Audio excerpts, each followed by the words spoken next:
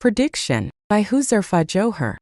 His vest was soaked in sweat and beads of perspiration ran down his face. A stout frame bearing a face defined by a sharp jawline stared back, as Roger Sandon observed himself in front of a full-length mirror. He felt a delightful ache in his sinews, after having lifted a mid-sized trunk out of the storage chamber of his father's bed. The exertion had been enormous for a body accustomed to long hours of sedentary work, and presently he felt stiffness creep across the muscles of his forearms. The trunk had peeling green paint and rust showed in red spots across the lid and the sides, but it seemed sturdy enough. There was no lock on the lid, and although the hinges creaked with a tearing sound, the trunk opened with significant ease. It contained 3 pairs of worn-out riding boots, a dented riding helmet and several sets of riding silks. These were the relics of Arthur Sandon's profession. The old man had served as a jockey for 2 prominent stables that competed at the Kolkata racecourse. Roger had acquired the short stature from his late father. Of course, for Arthur, the small build was one of the traits that made him a natural jockey. From the bottom of the trunk, Roger extracted a football jersey. He realized that there was something wrapped within its folds. Unfolding the jersey on the bed, he found an envelope and an old journal. Roger realized that his sweaty palms had left an imprint on the thick yellowed paper of the envelope. He brushed his hands against the fabric of his trouser. The bloody swelter!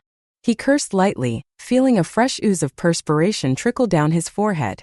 Even with the overhead fan running at full speed, Roger felt his clothes cling to his sweating body. With an evening temperature of 31 degrees Celsius and relative humidity exceeding 80%, the weather in Kolkata and across other Indian cities was unbearable. During past few years, the hot and humid swelter had reigned from early March to late July, and it continued through the rainy months with just a slight respite that made the unbearable seem endurable. Sometimes, swelter would be felt in late November and early December. Shitty summers. Roger swore, controlling the surge of irritation he felt at the intense weather. At last, Roger picked up the envelope and the journal and carried it to the living room. He closed the windows, turned on the AC and waited for the air to dehumidify. After a few minutes, he felt his clothes uncling and his skin became dry. He thrust his fingers into the envelope and withdrew a thin stack of photographs. These were the pictures of his grandfather Samuel Sandon, who was a major in the British Indian Army. Samuel was tall and fair-skinned. Apparently, Arthur had inherited much of his physical appearance from his mother of Indian origin. Roger imagined Samuel and Arthur standing side by side, and marveled at the contrasting effect that genetic dominance could produce in a span of 1 generation. The photographs were in color, and seemed in dire need of restoration. There was a picture of Major Sandon in the parade ground, another one where he was with his fellow officers in the backdrop of the Himalayas. There were pictures of him riding a horse, rowing a kayak and one where he was seated behind the wheels of a gleaming Ford Model A. Roger picked up the journal. The first page was blank and the second page bore the inscription Major Samuel Sandon, 1920 and beyond. Roger was surprised. He had thought the journal was written by Arthur, but this was even better. He opened a random page and started reading. April 5, 1929. I think the future will be hellish. Calcutta is slightly stifling during April and May. I strongly recommend everyone to engage in indoor recreation during morning and noon. Although, weather does become conducive for outdoor sport after 4 p.m., and the evenings are usually pleasant. I think all Army men have experienced the hellishness of hot combat. When you are in a trench and both sides are exchanging fire, the air you breathe is laden with carbon particles. The heat generated by constant cannon blasts makes the air several degrees hotter than what it should be. The smoky air and the heat of machinery causes a great swelter. It feels unbearable when your clothes cling to your constantly perspiring body. Men who have trained at arms for many years find their weapons unwieldy when their palms are constantly sweating.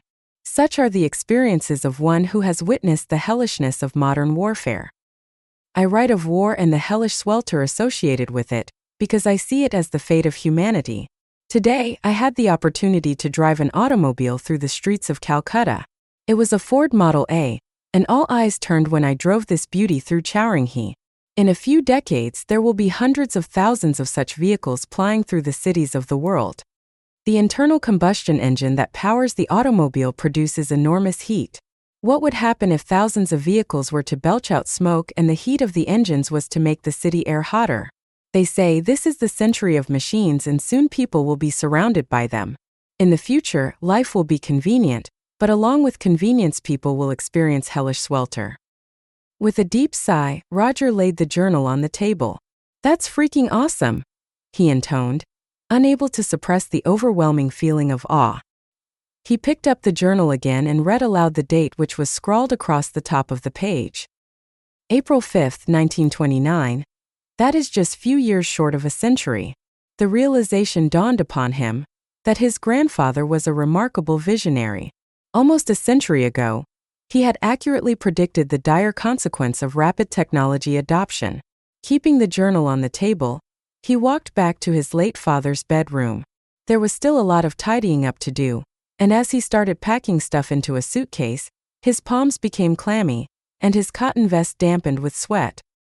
Hellish swelter, he muttered, as he wiped his palms on his trouser, before returning to the chore at hand.